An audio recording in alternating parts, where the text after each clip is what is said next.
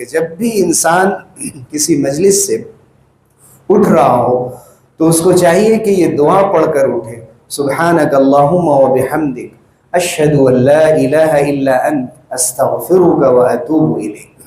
اللہ آپ کی ذات پاک ہے، ساری تعریفیں آپ کے لیے ہیں، میں گواہی دیتا ہوں کہ اللہ کے علاوہ کوئی معبود نہیں، اور میں آپ سے معافی چاہتا ہوں، آپ سے رجوع کرتا ہوں، توبہ کرتا ہوں آپ کے سامنے۔ اس کو ہر مجلس کے بعد یہ دعا یاد رہے۔ یہی دعا اور طرح سے بھی حدیثوں میں منقول ہے۔